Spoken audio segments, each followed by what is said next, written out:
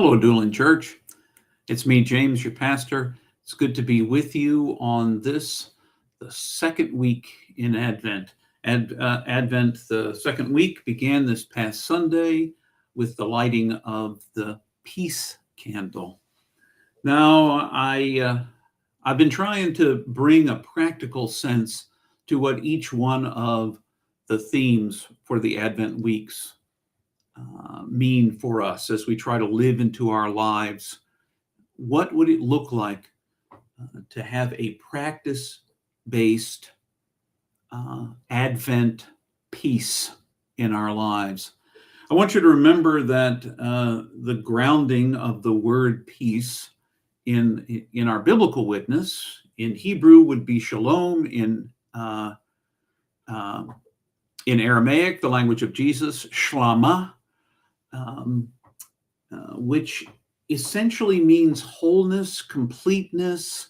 It is about right relationships, a sense of holy love, and justice reigning in the world.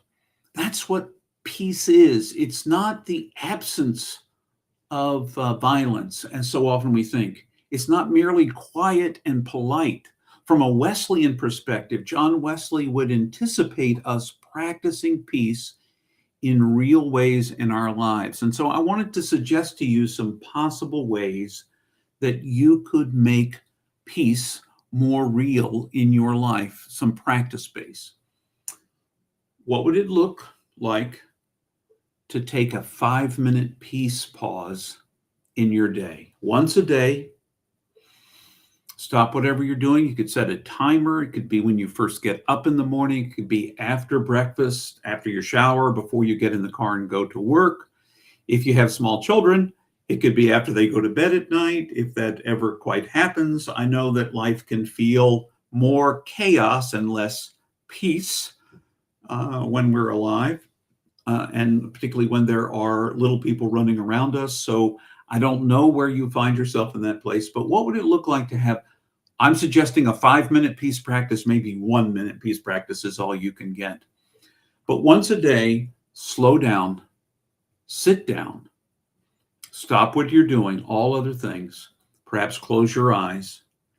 And as you do, pay attention to your slow breathing. Slow your breathing down, because that brings calmness to you. It's actually directly a link between the back, about 500 neurons in the back of your brain that have to do with your breath. As you breathe more slowly, any anxiousness can begin to pass as we calm ourselves and our bodies down. And maybe you pray this prayer: Christ, make peace in me and through me. Christ, make peace in me and through me. Christ, make peace in me and through me. If you think about the St. Francis prayer, Lord, make me an instrument of your peace. But first of all, an instrument of peace to myself, so that I might bring peace to the places that I go. And by peace, I mean a sense of wholeness, completeness, healedness, right relationship, connection to God and the earth, and all of my neighbors in the world of all sizes, shapes, and places.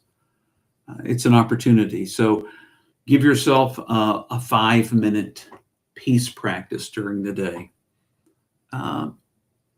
Maybe a second practice that I'll offer to you is a peaceable conversation.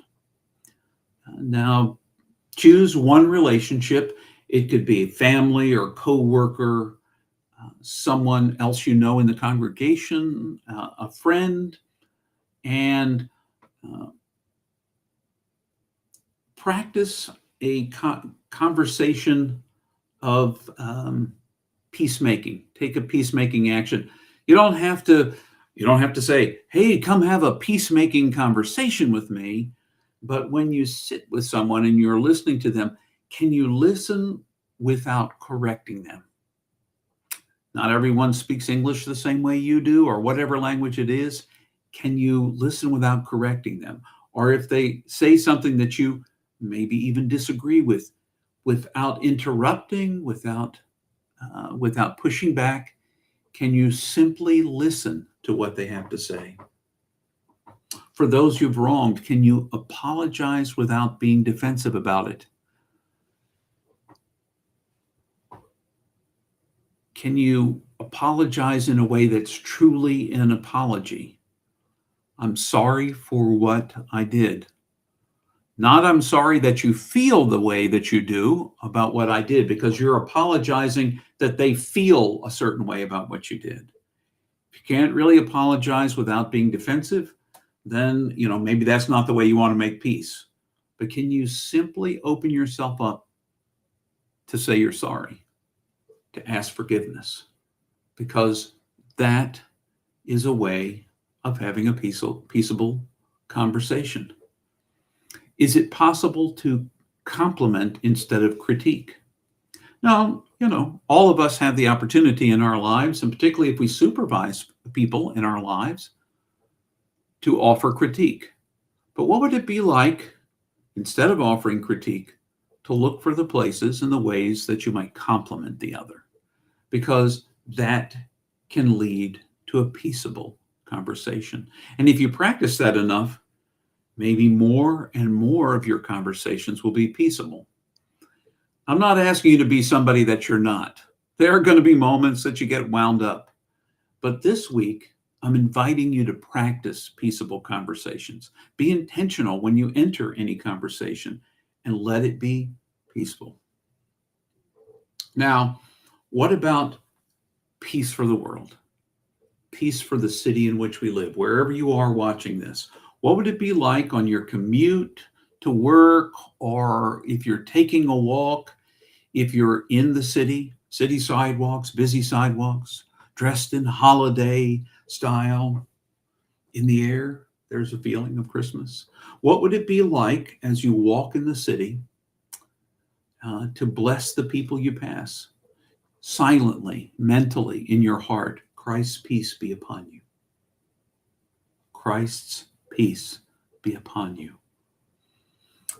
That's an opportunity to begin to see everyone that passes you in a different kind of way.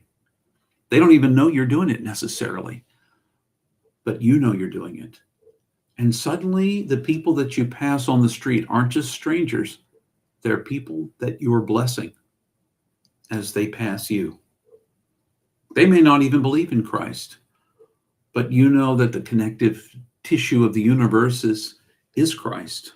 In Christ, all things are held together.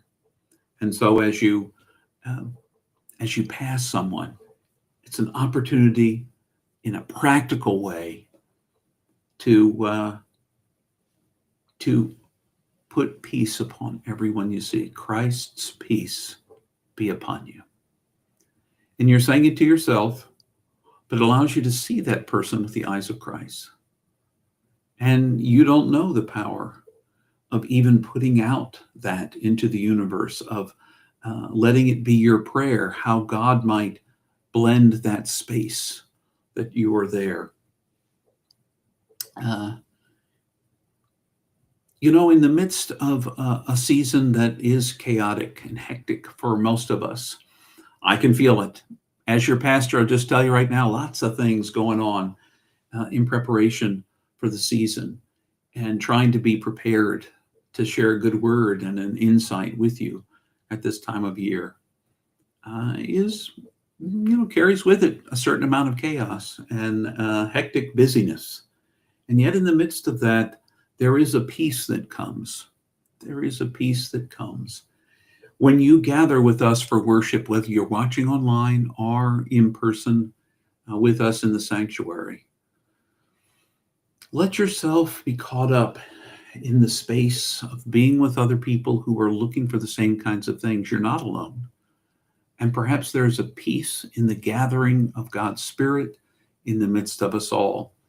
So let our gatherings be a place of sanctuary for you, whether you're in person or online with us.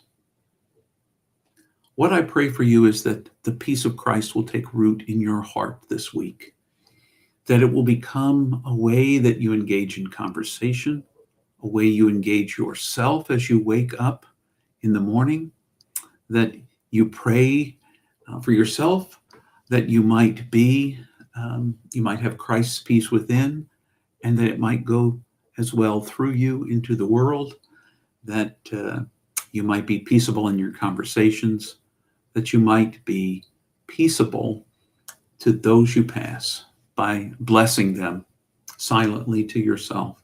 These are some ways perhaps to put peace into practice for you this second week of Advent. It's been good to be with you.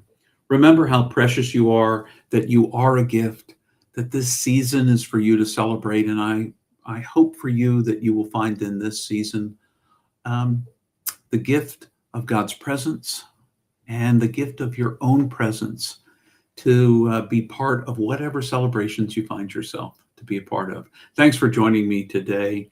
I wish you all the very best in this holiday, the gift of God to us all. Prepare your hearts for the love of God to pour out and the peace of God to pour out in and through you. Until our next time together, all the best.